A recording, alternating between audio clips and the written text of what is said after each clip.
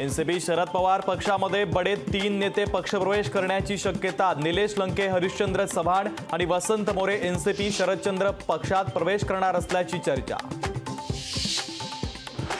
भाजपनं 2019 साली लढवलेल्या 6 जागांबाबत उत्सुकता। 6 पैकी 4 जागांवर भाजपचे विद्यमान खासदार तर 3 जागा राष्ट्रवादीला सोडण्याची शक्यता। मुंबईतील 3 जागांवरून महायुतीमध्येच पेच। दक्षिण मुंबई लोकसभेवर भाजपसह शिवसेनेचा दावा।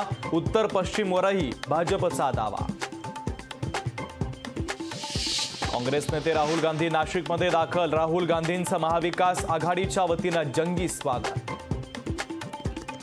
शरद पवारांचा फोटो आणि नाव वापरू नका, सुप्रीम कोर्टानं अजित पवारांना फटकारलं।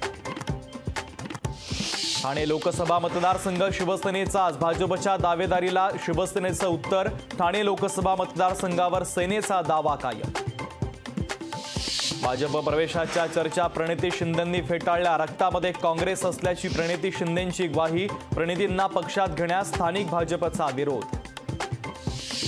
रावेर लोकसभा निवडणुकीमध्ये ट्विस्ट येण्याची शक्यता। रावेरमधून राष्ट्रवादी शरदचंद्र पवार पक्षाकडून रोहिणी खडसेंना उमेदवारी देणार असल्याची चर्चा। महानंदाचं व्यवस्थापन गुजरातमधून होणार। महानंद 5 वर्षासाठी राष्ट्रीय दुग्ध विकास महामंडळाकडे। संस्था तोट्यात गेल्यानं निर्णय घेतल्याचा विभागाचा दावा। नवीन 2 निवडणूक आयुक्तांची नावं जाहीर। बलविंदर सिंधू आणि ज्ञानेश कुमार नवे निवडणूक आयुक्त। समिती सदस्य अधीर रंजन चौधरींची माहिती। मुंबईनं पुन्हा एकदा रणजी करंडक जिंकला। मुंबईनं 42व्यांदा कोरलं रणजी करंडकवर आपलं नाव, तर मुंबईकडून विदर्भाचा 169 धावांनी पराभव। लोकशाही मराठी ऐका, पहा, जागरूक रहा।